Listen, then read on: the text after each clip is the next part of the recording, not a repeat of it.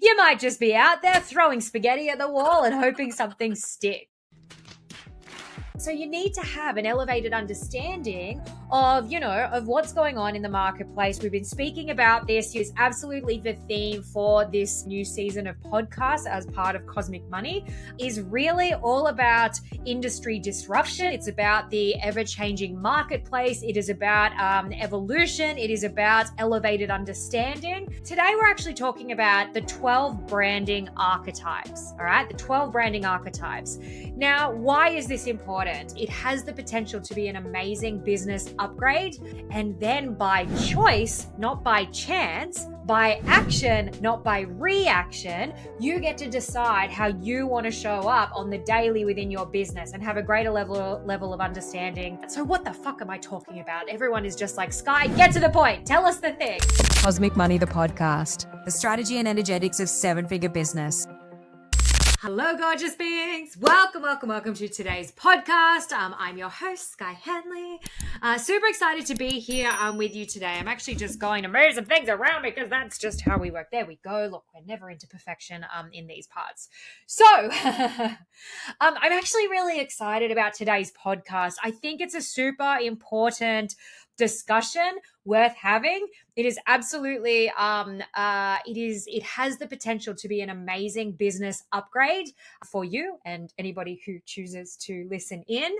And it really gives you like another level of understanding of how to, sounds very weird, in business, how to enter the marketplace, right? Because right now in your business, you let me know, you could just be winging it, all right? You might just be out there throwing spaghetti at the wall and hoping something sticks, okay? And that's cool. You can wing it to about 10K a month, but if you're going for, 15, 20, 30, 40, and you're the good old 83, which is $1 million a year per month, then you can't really wing it. And so you need to have an elevated understanding of what's going on in the marketplace. We've been speaking about this. It is absolutely the theme for this, new season of podcasts as part of Cosmic Money is really all about industry disruption. It's about the ever-changing marketplace. It is about evolution. It is about elevated understanding. Today's framework is just another amazing piece to the puzzle that you get to allow to sort of wash over you. And then by choice, not by chance, by action, not by reaction, you get to decide how you want to show up on the daily within your business and have a greater level of understanding, related to that. So what the fuck am I talking about? Everyone is just like, Sky, get to the point. Tell us the thing. So today we're actually talking about the 12 branding archetypes. All right. The 12 branding archetypes. Now, why is this important? All right. As I just said, you would currently be meeting the marketplace by choice or by chance. And the 12 branding archetypes are absolutely by choice. It is a way, it is a framework for which you can use to step forward, to elevate, to evolve yourself and your brand. All right. We've been talking lately with some of our amazing guests about creating a movement, something that is greater than yourself, and being unique and being different and all of those amazing things, right? Well, having an understanding of the branding archetypes, and stepping further, more greatly into one of them, or leaning into the pieces, the genius that you already are, but now understanding why and how to, what would be the word? Expand, how to expand on that. How can I be more of myself? What should I lean into? What are my greatest assets right now? More so than just your characteristics, but to take to the marketplace and how to purposely use that. Oh my goodness, it's going to be good when I'm already stumbling over my own mouth because my brain is working faster than my mouth can. So look, 12 is a lot. What I have to tell you, about this podcast its own right then is, because there are 12 things, it is going to be a little bit like masterclassy, I suppose. All right. I have some notes open up in front of me as well, because 12 is a lot, you guys. Like that's a lot to remember. I intimately understand, the depths of each of these archetypes, and we're going to dive in and we're going to go through them one by one. There is no way to teach this I'm already going to teach it to you guys in as much of a fast succession as I possibly can anyway. All right.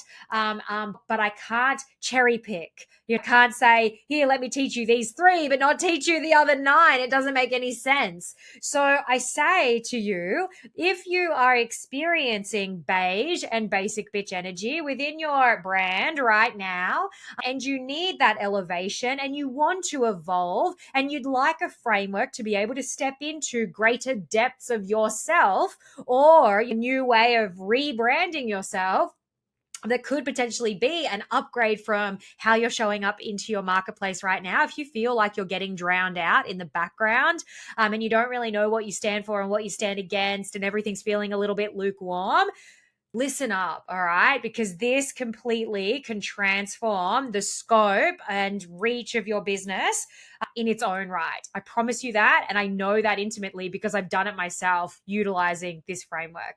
All righty. So, as a bit of a whole, I'm just going to waffle off to you what the 12 are, and then we're going to dive into them. All right. So everybody get comfortable for this podcast. As I said, it's going to be a little bit masterclassy because I want to bring it to you that way. I don't want to skip a beat. And I think it's really important to understand this as a whole so that you can then go out and transform your business, therefore transform your life. So the overall 12 branding archetypes are simply these. There is the outlaw or the rebel, all right, the magician, the hero, the lover, the jester, the everyman or every woman, the caregiver, the ruler, the creator, the innocent, the sage, and the explorer.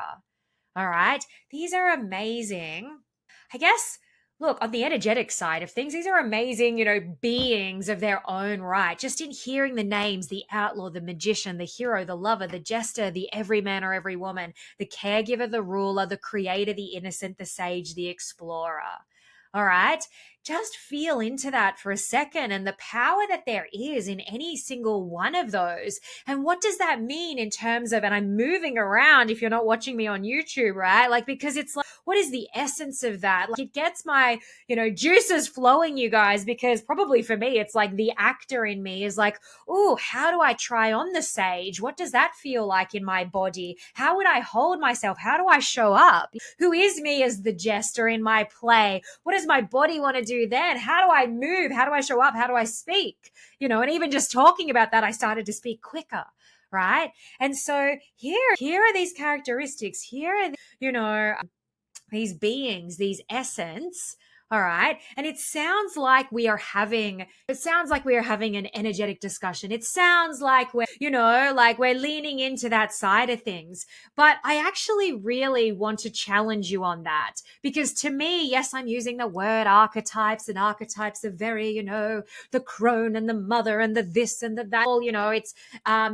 It's all very ethereal and esoteric, and it probably is connected to a lot of soul-based work and spirituality.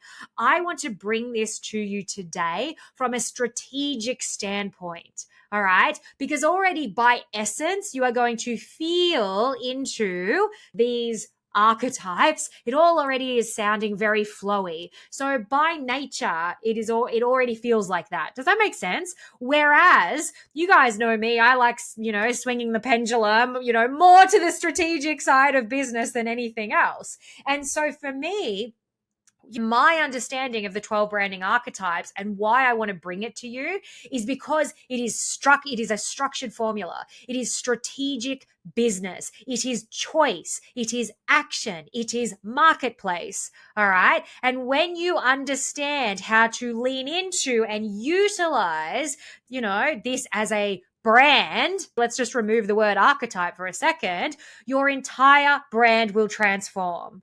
Okay. And I want to talk to you about, I suppose, like the pros and cons a little bit in each. All right. Let's dive in. So the first one we're going to talk about, and as I said, this work, I could teach you a 2-hour masterclass on this. I really don't want this to be that long. So I am going to, flick us through as fast as I can on each of the archetypes. I want you to sit there, allow it to wash over you. You don't have to brain it too hard. You're already going to gravitate towards 1 to 3, all right, in yourself anyway. And when we get to the end, I will tell you what to do next. What does that look like? What is the action step to take off the back of today's podcast, having a greater understanding of now maybe the archetype you're showing up as, or maybe a upgraded archetype that could possibly feel better and bring you more everything, reach, leads, sales, So look, let's dive in. The first one is the innocent, all right? And you can hear it in its name, okay? The innocent, the goal is to be happy. It strives to be good and pure. Think of like a youngling, a baby. It's all optimistic, right? Because the world is so fresh and new and, nothing is jaded, all right? It is simple, it is moral, it's romantic, it's loyal, okay? These are the kind of characteristics, I suppose, of the innocent. And you can just think about it, feel the innocent in your body. It's like bright-eyed and bushy-tailed, right? The drawbacks is if you have a brand that is of the innocent, it could come across as a little bit naive or boring. All right. Like if everything is just like yay and flow and happy and positive and whatever, that can kind of get it. But there's no tension in that brand. All right. And so no tension kind of creates a little bit of, it could be a bit boring. It could be a little bit naive. Okay. In terms of marketing and things like that, companies with strong values that are seen as trustworthy, reliable, and honest, associated with morality, all right, good virtues, okay, so, true to the word and stuff like that, and nostalgic. Okay, so a great example, and I'm going to give you examples as we go along, examples of, a brand, that aligns with the innocent is something like Dove soap. I think it's Dove soap even that has that little that advert where it's like a duck, a cute little duckling waddles along and then climbs up. Maybe that's Kleenex actually. So think Dove soap and then think Kleenex. Kleenex is another. It is Kleenex. I'm thinking, but that is same but different. You guys, the little duckling that climbs up on the tissues and snuggles on in and goes to sleep. Right? Like that is the innocent at work. Alrighty. So that is brand archetype number 1. Number 2 is the regular guy or the regular girl. Another way to look at this is like the girl next door or the guy next door. The goal of this type of brand or branding is to belong or connect with others. All right. They're very palatable. The traits are things like down to earth, supportive, faithful. You can think of like maybe folksy or like that sort of like, I think Coachella sort of vibes as well, and wants to connect with others. All right.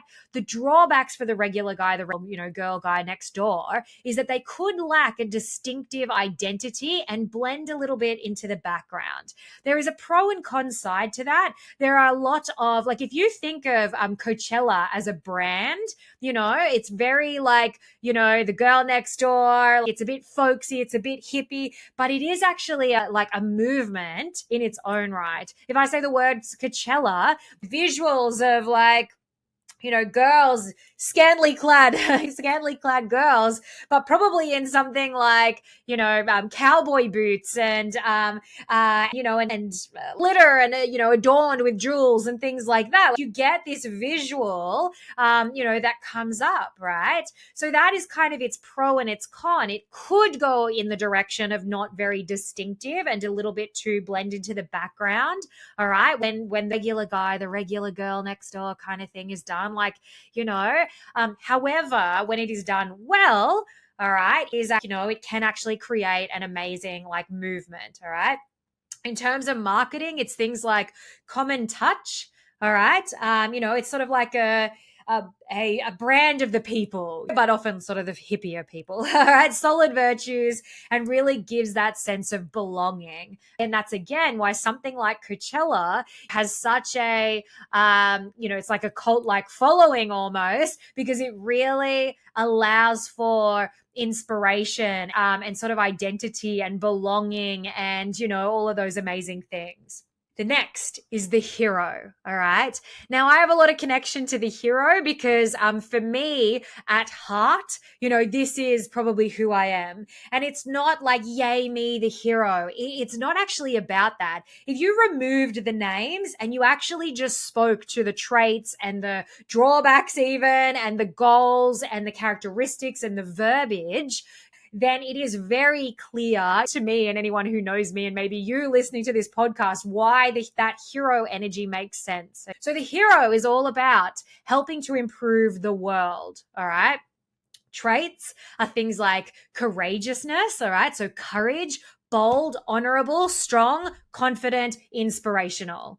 Okay. And so for me, again, you guys, I don't know if you've met me, right? My entire existence and everything that I am today is based on literally the saying that changed my life. I've told you guys before that is absolutely grounded in courage codes. You can hear the boldness, the strength within my voice when I speak to you, the confidence, the conviction. And, in terms of inspiration, I find, look, my nose just turned up. I don't know if you're watching me because I don't go out of my way to be the inspirer, but I am acutely aware of my own fucking preacher girl, vibes. I can't help it, what's the word? Put me up on I'm trying to think of the word. Soapbox is the word I'm after. Pedestal came to mind. You'll understand in a second with the drawbacks why that's actually quite funny that pedestal came to mind instead of soapbox. But what I mean to say is, in terms of inspiration, of course, I am a preacher girl. Put me on the soapbox. I will absolutely, sprout with confidence the things that I think and believe. And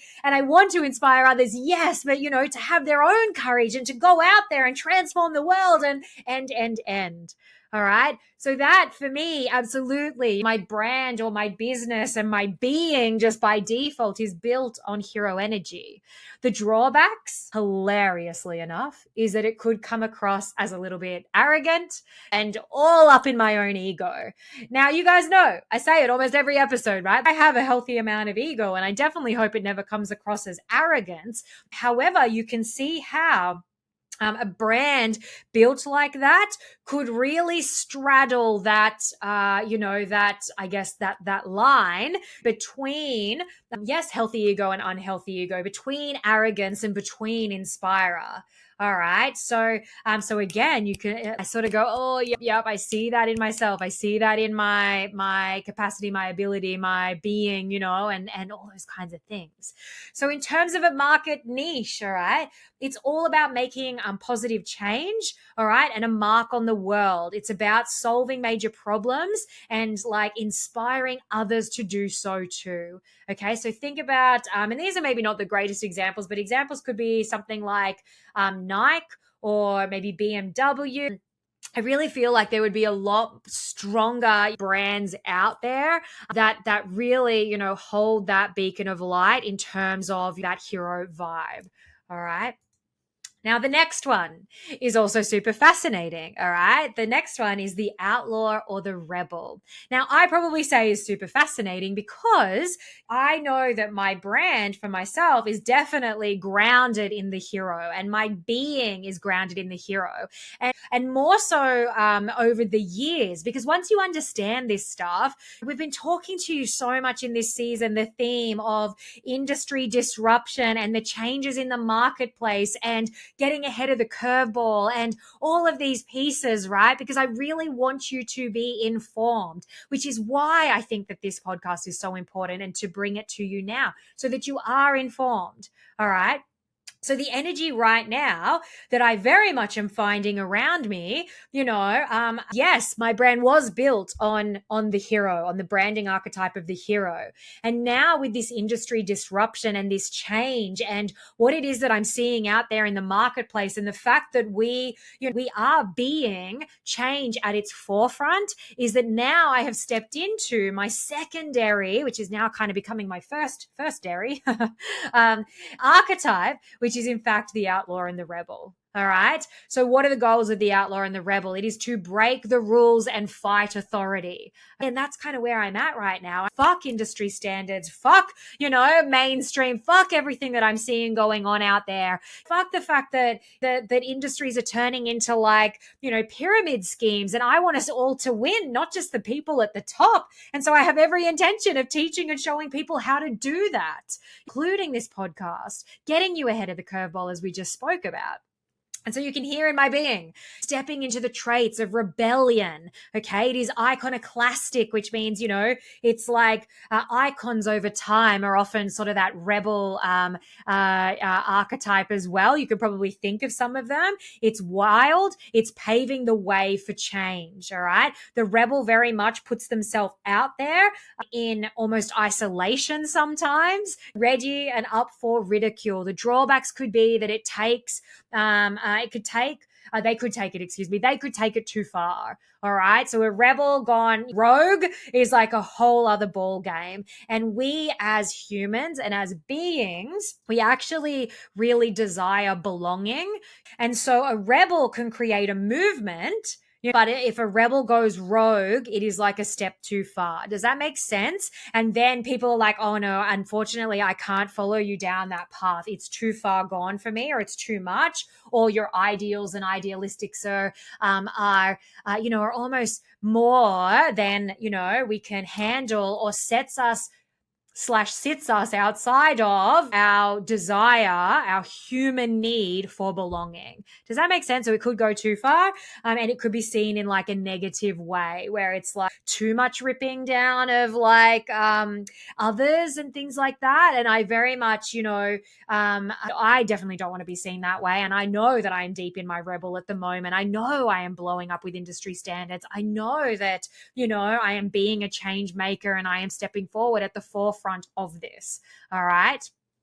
So in terms of marketing and things like that, it's really about being that agent for change and advocating for the disenfranchised. All right. What does that mean? Well, it means that it's about, I guess, stepping into some deep leadership codes as well, and being able to be like, hey, here's this thing that I'm seeing out there. Fuck that thing, and if you're anything like me and you want to come on this journey, let's go, so it gives others bravery. All right. Different to how the hero gives bravery, right? The inspirer, the hero, right? The outlaw or the rebel, dares to kind of go first. Okay. And break with standards, and break with convention. Okay. So think about examples could be like Harley Davidson. You can see that kind of bad boy vibes. But on the other side of things, Virgin International, Virgin Australia, basically Richard Branson is very much the outlaw. He is deep in his rebel vibes.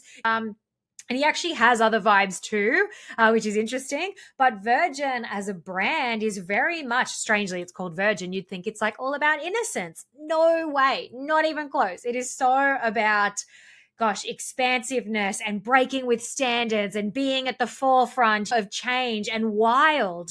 All the different events that Richard Branson, runs, you can see all of this, that is, iconic, right, with his brand. The next one is the explorer. All right. The explorer is another really great vibe. Apparently these are my opinions. However, you feel into whatever feels great for you. So the explorer, the goals are finds fulfillment through discovering and new experiences, right? How awesome is that as a brand? Discovering new experiences, exploring, all right? Like that restless nature, things like adventurous, ambitious, idealistic as well, very independent and pioneering. Okay. So, I think the go-to word for the explorer for me really is the adventurous. All right. And you can almost call it that as a secondary thing, the adventurer. All right. The drawbacks is that they might not fit into the mainstream. So the adventurer or the explorer who has traits in independency, right, needs to understand, how can I bring people on this journey with me? Because remember, it is a branding archetype. So you've got to be intelligent enough. This is the strategy in it all, not just the beautiful feels of what we lean towards or something like that. It's like, okay, what is the drawbacks? What are the strengths in leaning into this as a brand? What are the weaknesses that I need to ensure that I troubleshoot to really fucking nail it? All right. So it's all about exciting, risk taking, and, very much about authenticity. That's another kind of gateway word I find for people, that you're like, oh, I'm all about authenticity. Well, it's like, okay, interesting. Is that authenticity coming from the every guy, every girl kind of thing, girl next door? Or is it authenticity coming from explorer, adventurer vibes? And how would those two different things feel as you in a brand for whatever it is that, your brand is actually all about? So examples of people like Indiana Jones, Jeep, and Red Bull. All right. Like very much adventurous, very wild out there, discovering experience. Like, you can really feel the explorer, adventurer authenticity in those kinds of brands and or people, right? 6, we're halfway, is the creator. All right. So the creator is all about creating meaning and enduring value. Okay. So the traits are obviously things like creativity, imaginative, artistic, inventive, entrepreneurial, nonconformist. And there's another I word, everyone. What is it? Innovative. All right. So I always think of the creator/innovator. Okay. Drawbacks could be that they are a bit of a perfectionist, and so some of you could be really creative. You could be, innovative. You could have lots of ideas. All right. But where that could show up as a challenge is if you can't pick an avenue or pick an idea and focus and really explore it, all right, in a practical setting, it can become perfectionism and it can become procrastination, because that's really what happens, right? If we can't just land on an idea and be happy to go out there and run with it because we're so full of too many ideas, and I love creator, I've got a bit of creator energy in me as well, right? However, that doesn't show up is as a perfectionist. I'm like, yep, let's get it out there. Let's take the action. Let's test it in the real marketplace. Let's see how it lands. There is no procrastinator in me. So again, feel into that. Like, you could be such a big ideas person, and creator energy is amazing when you are the visionary, when you can help customers express themselves as well, and you're able to foster their imagination. So some great examples of the creator done well are often in child brands, which are, things like Lego and Crayola. Okay. It helps others to explore their imagination and their visionary as well. But if you are inherently at your core a creator, then it could come with some of those little tricky traits in the background that may, in fact, be keeping you a little bit stuck. All right. Next is the ruler. If you're a health, wealth, relationship, or spiritual coach doing between 0 to 15K per month, you're probably just a few strategies, tactics, and tools away from doubling your lead flow, increasing your number of clients, maximizing your monthly income, and skyrocketing your scalability and growth. That's why I want to talk to you today. I'd like to invite you to my free Facebook community Sellout, Coaches Sales Secrets for Multi-6-Figure Growth. In this community, we unpack 3 core things: clients, cash, and codes, to help you attract more leads, convert them into ideal soulmate clients, and deliver a coaching business to scale. And of course, see if we can get you the same kind of results this framework gets to all of our other VIPs. The only difference is you get it for free. Each week, we run a sell-out session, giving you access, well, to me, expert business coaching and real-time upgrades, and all the sales secrets you need to change your business and life forever. I have one goal: to make you as much money as possible, as fast as possible. So follow the link in the podcast description below and come join me in Sellout.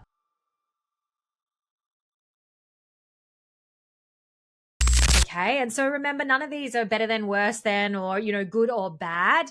All right. The ruler, though, you've got to think of it again like, oh, my body wants to sit upright. There's a regalness to it, is how I feel about the ruler. All right. The ruler is about control. It's about creating order amongst the chaos. Okay. And that can be a really great vibe to lean into. How can I create order amongst chaos? Because that really inherently can build a lot of trust in your brand. Okay. The traits are things like leadership. All right. So you've really got to be deep in your leadership codes, to show up as the ruler. It's responsible, it's organized, it's a role model, and also administrator. Okay. Again, feel into that. If you are or are not, that. Okay. The drawbacks could lack a common connection. All right. Like it could show up again, not as arrogant, but like that, better than kind of thing. Like it could show up badly like that, or communicated poorly in the marketplace, it could show up in that regard. Be too authoritative. All right. Or too controlling. All right. Too maybe, one size fits all or cookie cutter by accident, my way or the highway. All right. Marketing niche, helping people become more organized. Okay. Is a really great, really great quality, especially in business, business and life and strategy and soul and action and alignment and impact and income. It's, to be honest with you, I'm a little partial to organization myself. So, I think that's probably why I feel that. About restoring order, creating more stability and security in an otherwise chaos world. So some examples of this would be things like, think about any of the big, monopolies or duopolies or, really very much, leaders in brands. So I would think of two would be Microsoft. All right. So Microsoft is very much, about creating order and, and control and leadership and, stability and security, like those kinds of things, isn't it? Organization. So Microsoft, even in terms of luxury cars, would be Mercedes-Benz. Mercedes-Benz is like, that, upper limit luxury, I would say, for the everyman. Once you start passing, let's say, Mercedes as a luxury brand, the ruler, right, for everyday people, you're starting to step into fucking Ferrari and McLaren and, and Lamborghinis and like all these other things. That is a whole other marketplace in its own right, and they would have their own branding archetype as well. But for everyday people, luxury brand, upper markets, ruler would be something like Mercedes-Benz. Right? Next one, the magician. So I reckon there might be some magicians, listening in right now. And so feel in, you might just have some magician vibes. I definitely, for myself, there are, my main two, like hands down, has always been hero and the rebel. But I never used to express the rebel too much. I was aware that I kind of was like, oh, wow, yeah, that feels good. I love that. And it's really been in this time period now that I've lent into, did I say ruler? The rebel, not the rebel. I've really lent into those rebel vibes. So my two main ones, as I said, was very much hero, hands down, and I knew I had sprinklings of the rebel, but it was never getting expressed within my brand. Now my brand is getting fully expressed as rebel, as did industry disruption. I would also probably in the background, have a few little sprinklings of the magician kind of vibes as well.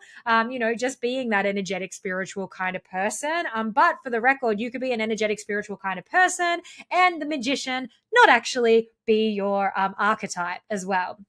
So the goals of the magician is to make dreams come true. All right. Create something, really special. The traits are things like visionary, charismatic, imaginative, idealistic. And again, as we said, spiritual. All right. The drawbacks is they could take risks that lead to bad outcomes. All right. So that's a really interesting one. Could take risks that lead to bad outcomes. In terms of niching, it the magician really helps people to transform their world. All right. They inspire change and expand consciousness. So again, you can hear why there would probably be a lot of our beautiful spiritual entrepreneurs out there that, you may be like every girl, every guy, a bit of Coachella vibes kind of thing. But then also actually here we are with the magician, because that's that spiritual, expand consciousness, transform the world, inspire, expansive vibes. All right. And I'm going to teach you like, as I said, I'm going to talk to you at the end of this podcast once we get through them, how to then utilize, as I said before, how to utilize this. Like, what if I am a little bit every day, every girl, and a little bit magician? Like, what is more powerful? What could I do that with that? How that, like, it's great to understand this stuff, but it's like, cool, thanks, Sky. How do I action this, in a tangible fashion in the real world that is going to affect me and my business and therefore my life, in a moving the needle kind of a way? That, I promise you, is the entire purpose of this. So the examples for the magician, some really obvious ones and a really not so obvious one, all right? So magician would be Disney. As soon as I hear the magician and, making dreams come true and things like that, absolutely, I get that picture of Mickey Mouse in his little coat with a, wizard's hat and, wand and little stars floating everywhere. Wizard of Oz is obviously very, magical magician, as sort of a brand and/or person. And then the surprising one is actually Apple. All right. So I would say that Apple very much is the creator innovator with sprinklings of the magician vibe as well. All right. They absolutely want to make dreams come true. They just so happen to do that through technologies. And so it's the technologies portion that has them sort of grounded in creator, innovator kind of vibes. But like their brand really can come at it from, expanding consciousness, helping transform the world, right? Like idealistic, all of these kinds of things. Okay. So you can kind of go, oh, that's interesting, and now we get to start to choose, like, is how I'm showing up in my marketplace really serving me at the highest? Or could there be another way that I could lean in that, somehow helps to support a growth, within your business, within your life? This one, the next one, number 9, is the lover, and is a really great example of that. I love talking about the lover. So the lover's goals is obviously to create intimacy, and to inspire love. The traits are things like passion, sensuality, intimacy, obviously, romantic, warm, committed, idealistic. The drawbacks could be that they're too selfless or not grounded enough. All right. So it could go, and I've seen lots of brands, again, you can see spiritual brands that are maybe like, come from idealistic, the lover, to create inspiration and these kinds of things. And sometimes they get a little bit too floaty, too esoteric, too the energy of it all and whatever. And it doesn't kind of come back to a brand that is grounded in tangible results. Okay. And that is super important to be able to ground, well, who are we? What do we do? Who do we do it for? And very much specifically, like, not just sort of like, we help people, feel happy. All right. That doesn't mean anything, to be honest with you. If you're a coach listening to this, we all help people feel happy. I help people feel happy in business, like others help people, feel happy in, romantic relationships, or whatever it might be. Okay. The lover actually doesn't necessarily have to be like if you're a relationship coach, you might not necessarily be coming at business from a perspective of the lover. You could be coming from the sage. You could be coming from the hero. You could be coming from the rebel. You could be blowing shit up, right? Like, fantastic. So please don't think that the lover as a branding archetype has to come from, only industries perhaps related to love. All right. I'm going to give one other example of another upgrade that I love, that I really like is, recently I was talking to one of my VIP clients as part of Dream Online Clients Now. And actually, in fact, that's where the inspiration for this particular podcast came from, because we've been unpacking this as, with my VIPs and really helping them to lean into, like, what is the most powerful upgrade for them? How can they expand on who it is that they already truly are? How can they take that to the next level, and really show up in the marketplace in a more interesting fashion, so that they're not lost and beige and boring and basic and those kinds of things. One of the coaches, she in fact is, she really helps mums and women step into their, new up-leveled identities, have more, empowerment, self-love, step them out of the darkness and, into new light. Now, all of this both makes absolute perfect sense and also can err on the side of way too flighty. It could come across as too broad, and it could maybe not feel so tangible. Okay.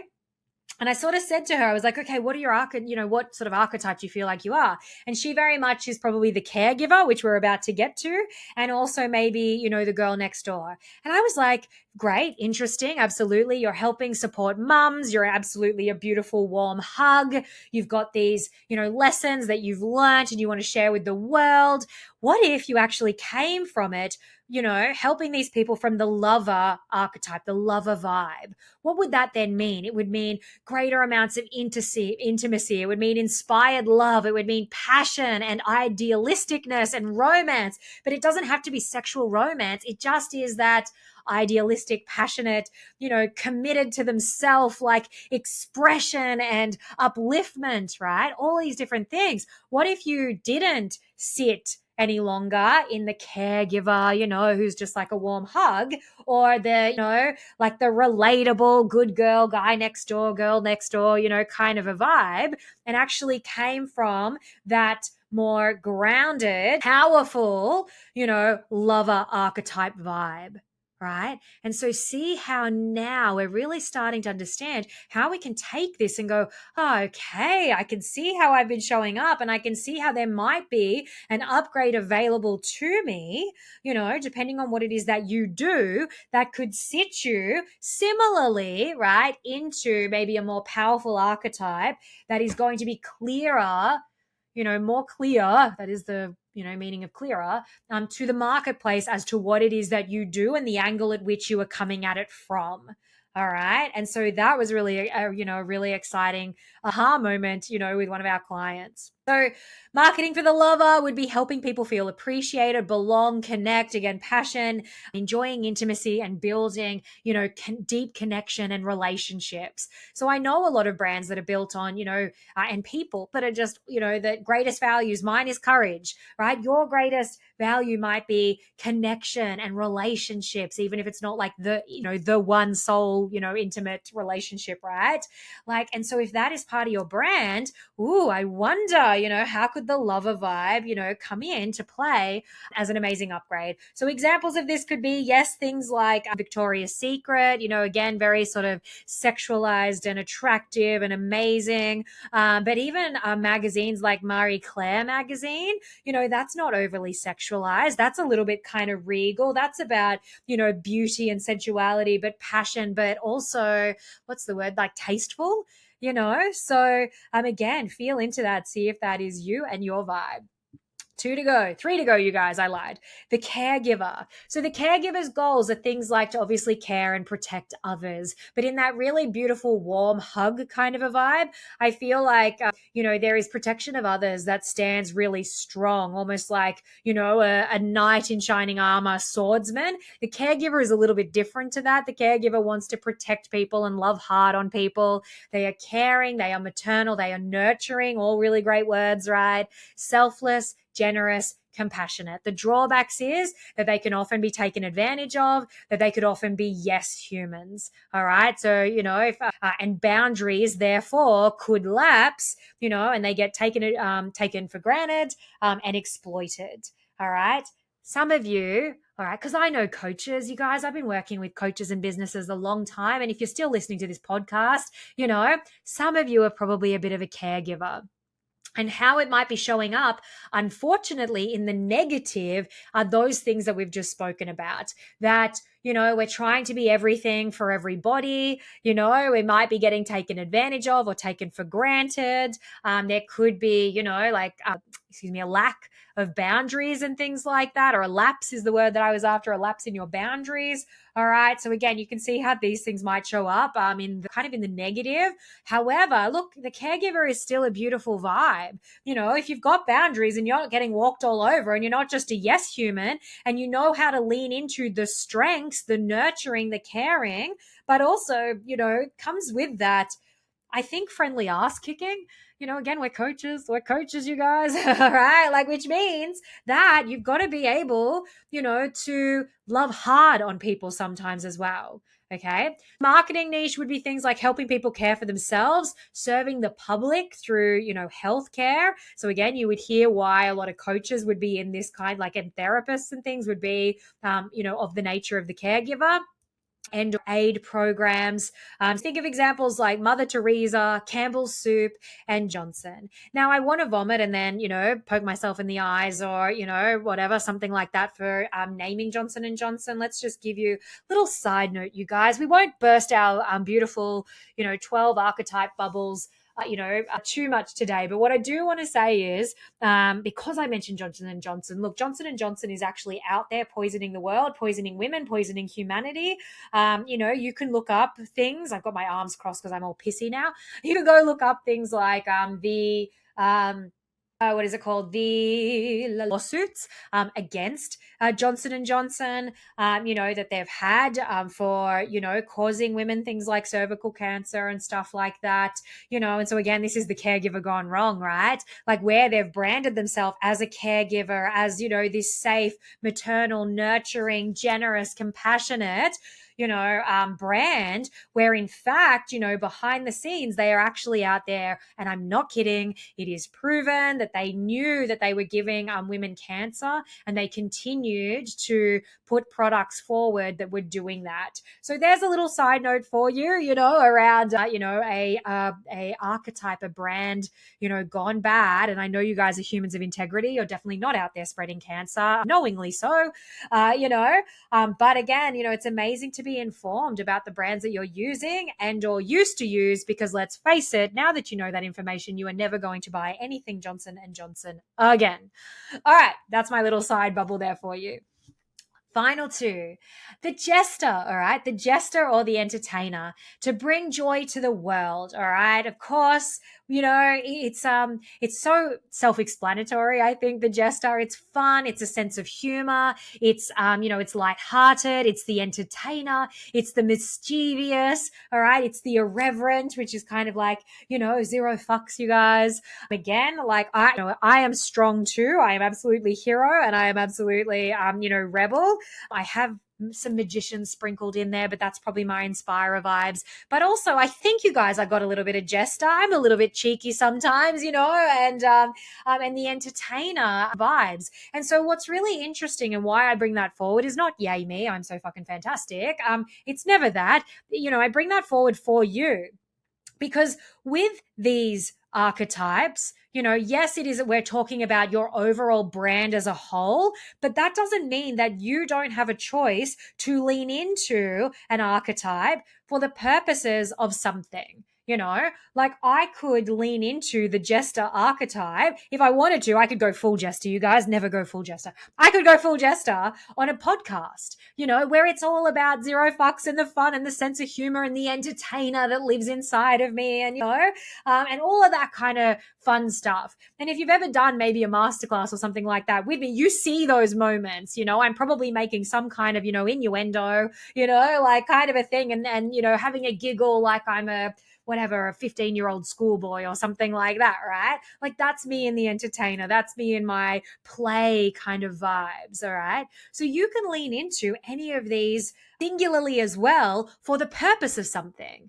A really play, zero fucks, hilarious, lighthearted, mischievous, cheeky podcast, could be a lot of fun. All right. And so I can actually sit down and think about that and go, all right, well, if that's the purpose or that's the intentionality that I'm showing up with, a podcast in, what does that look like? How would I be? How could I be that expression of myself that already exists inside of me, but to allow it to come forward, in a greater amount.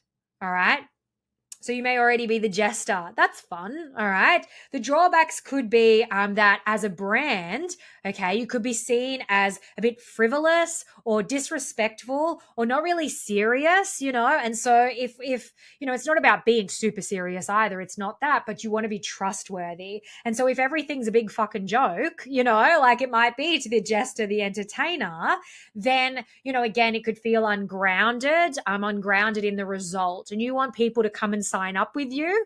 So, I don't know that your entire brand would be built on the jester. All right. You may have sprinklings of the jester. That's fun. Lean into it because that's really good for branding anyway, but where it could go wrong is that, is that sort of seemingly untrustworthy vibe, because if nothing's ever serious and everything's a big joke, then, for me as a consumer, like, are my results and the things that I want and I'm after, are they a big joke too? All right. So you've got to be able to, again, sort of straddle that line, between entertainer and goodness of the vibes and the humor and the lightheartedness, but also by being, also by being able to bring it back into a grounded fashion as well. All right. So the niche is kind of like helping people have a good time and enjoy what they are doing, allowing people to be more impulsive and spontaneous as well. So the jester is a really big permission slip piece too, for others to be able to lean into, them being more of themselves. And so again, the jester is so fun to, play with. Some of you would already have jester, entertainer, spontaneous, impulsive, permission slip vibes. All right. So again, I feel I have permission slip vibes absolutely in me. I am imperfect. I swear a lot. I show up, warts and all. I tell you guys if I'm having meltdowns, like it's all those different things, it's those permission slip vibes, but as well as for the purposes of entertainment, but also for the purposes of, knowledge and wisdom, which will really bring us into our final, branding archetype in 1 second. So examples of the jester would be things like Ben and Jerry's, and funnily enough, IKEA. All right, the IKEA, goes out there and wants to be playful and creative and lighthearted and mischievous and impulsive, but still very much grounded, because they would have secondaries, I think, in creator innovator, very much so. All right, so they can choose, because maybe they're like, oh, I don't know, we don't want to show up in the marketplace as a creator innovator, even though IKEA very much is creator innovator. But they've sort of gone, hey, how we want to connect with people is by not taking ourselves too seriously, and supporting impulsivity. Who's ever gone to IKEA and gone, oh my God, I'm just going to buy all the things, and by bringing joy to the world. All right. So you can see, like, I really love that these last few are bringing home kind of that point that I wanted to make coming into the end anyway. All right. Which is that freedom of choice. And it's not choice from a lacking of knowledge place where it's like, I don't know, this just feels good, I'm going to go with it. But choice like, interesting. Now that I get this, right? How can I utilize this to my best advantage to meet my best potential clients where they are at in a way that is going to be super palatable to them? All right. And so really IKEA, as we just said, is a great example of that, because they very much are creator, innovator vibes. All right. Nobody stands like against, they're a monopoly in their own right with, what it is that they're out there doing and innovating and design and, all that kind of stuff. However, they choose to meet the marketplace, with intentionality. That is the point, is as the jester. All right. And so a little bit more playful kind of things. And so the final one, all right, number 12, is the sage. Okay. The goal of the sage is really to help the world gain wisdom and insights. Traits is obviously that they're very knowledgeable, and wise. All right. So they might come across as that sort of, logical, articulate, aristocratic, cerebral, like all of these kinds of words. All right. They are a trusted source of information, intelligence, obviously very thoughtful, analytical, like that kind of mentor and guru. They might sit back and go, very interesting, and think about something for a second before they then, are controlled in their advisory. All right.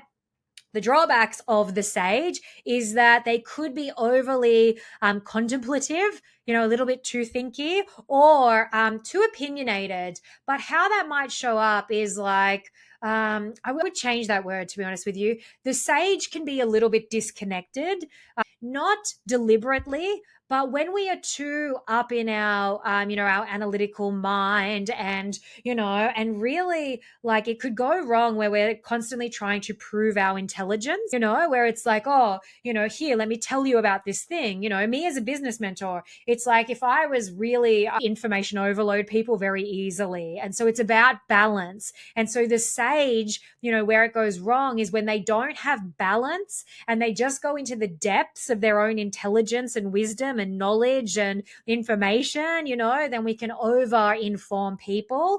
And, quite often that can really actually, I call it frying someone. You could really fry somebody's brain where they then feel overwhelmed and they don't know what to take action on. And so as coaches, if we are the wise, if we are the sage, if we are the knowledgeable, if we are the informative, it's like, how do we use this in a way which is, beneficial to us as a brand while still being able to stay relatable and personable, because this is where it goes wrong, and also not overloading people. Okay. So it's not about you not being amazingly smart and informative and intelligent, like we want to lean into those kinds of things, but we need to know where to pare it back as well and where to simplify a complete thought instead of giving 100 different, viewpoints about a thing. Let me give a little example just quickly. Let me fry your brain. My vet is actually a sage, very much so. She is so wise in all her knowledge in relation to animals and information and disease and problems and challenges and signs and symptoms and gosh, what am I thinking about? Pharmacology and, all this kind of stuff. And so generally it's like, I'm just like, tell me the thing to do, what's wrong with my dog? Why has this happened to my dog? What do I need to do about it? I'm like, give me the fucking top line dot points. Now she will go into, here is the extensive pharmacology. I'm going to use all of the like very broad scientific, appropriate names for things. I'm also going to then teach you about how there are actually 7 different types of this particular medication. I'm going to give you all of the names of each individual type of medication and the mechanism of action contained within that particular medication, even though at the end of the day, there's only one medication that I choose, and I'm going to give you that one. But first, let me, and it's like, we honestly stand there. I feel sorry for her because I know she's a really busy vet, like, because she is amazing in everything that she does. But sometimes she can fry our brains. I'm very medically minded. And let me tell you, they often just give, dogs and animals, like, we go to the chemist and get the human version and give the human medication to our dog. But my vet will, like I said, will stand there and explain all of this overarching stuff to the point that even me and all of my medical mind, I leave and I'm like, wait, what's wrong with my dog? Like, why did this happen? Like, even I get confused and a little bit stumble. And I'm very aware, my partner and I giggle because she is amazing. She's an amazing vet and she is amazingly knowledgeable. And sometimes if she just pared it back a little bit, it would make more sense. All right. So look, that, in fact, everyone, are the 12 branding archetypes. Now, if you're still listening, oh my gosh, good job. We've made it all the way to the end here. And definitely over the last few, you've started to get that inkling of like, well, Sky, what do I do now? What's next for me now that I have an understanding of these different archetypes? Well, look, all right, like if you bundle the outlaw, the magician, they can come in families, the outlaw or the rebel, the magician and the hero. Isn't that fascinating? The 3 that I'm like, oh, I think I'm that, are really all about leaving a legacy. If you bundle the everyman or every woman, the jester and the lover, they are very much about, pursuing connection. Okay. The creator, the ruler and the caregiver are about providing structure within chaos. Okay. And the innocent, the sage and the explorer are very about, exploring sort of spirituality and adventure and, information and all those different things. That's just a little bit of an extension because at the end of the day, you're probably going to feel like you gravitate towards a few. I would implore you to really lean into, as I said, I know I have characteristics across a few sprinklings. I think I am a bit of a sage. I do over-inform people sometimes. I have adventurous in me. I know that, there is a lover and passion and, like all those different things, right? But at the end of the day, it's like, look, I've just got to get really real with myself. And when my entire existence is based around courage and courageous action and, and being the preacher girl, fuck yes, I'm the hero. Like that is my absolute brand archetype. And now leaning into my rebel vibes as well. And those for me, are a really powerful combination. When I then take those to the marketplace, the hero in me is my skill set. The hero in me is, me as a human and how I just show up within this world. All right. Intrinsically, like spiritually at my core, that is who I am. All right. The rebel in me is the one that wants to fuck shit up. The rebel in me is the one that is breaking with industry standards right now. The rebel in me is the one that wants to be, a beacon for the disenfranchised. The rebel in me is the one bringing you this information today because I'm like, hey, here is this thing you may not know about it. The economic climate is changing. Industrial climates are changing. Business climate is changing. I want you to be on the forefront of that. All right, that change and that empowerment of choice for you to be able to lean into strategically, something that is going to serve you into this next era of you and your business and your vibe. All right. So there are some, yes, that may come from what feels like a more disempowered place right now for what the marketplace requires of us. All right. Like if you are the caregiver, I would say step into some, lover vibes, get all up in your, your Chanel, your elevation, your passion, your love, and still love for people, still connection, but it's just an elevation of that kind of thing. All right. If you are the sage, then maybe you need to feel into more of your adventure, your exploration, or even perhaps, the counter opposite of that, which is the jester. All right. Because if you're too up in your whys and you're knowledgeable, then you might lose people because, because of the disconnection. All right. Because you're a little bit untouchable, for the everyday, every man, every girl. All right. So being in jester and being fallible, instead of infallible is a really great way to reconnect you with people. All right. And so that's the idea here is figure out, please, if you think that you're like 5 or 10 of them, you love you and you're probably wrong. All right. You would be one predominantly with sprinklings of a couple of others. All right. Like, and so for me, I'm very much 1 and 2, with some little sprinklings across others. But again, I'm intelligent enough to know that I need to choose and I need to lean in to the most powerful for the purposes of my brand and my branding, and also my beliefs. So that is your invitation today. The entire purpose of this podcast is for you to now be informed.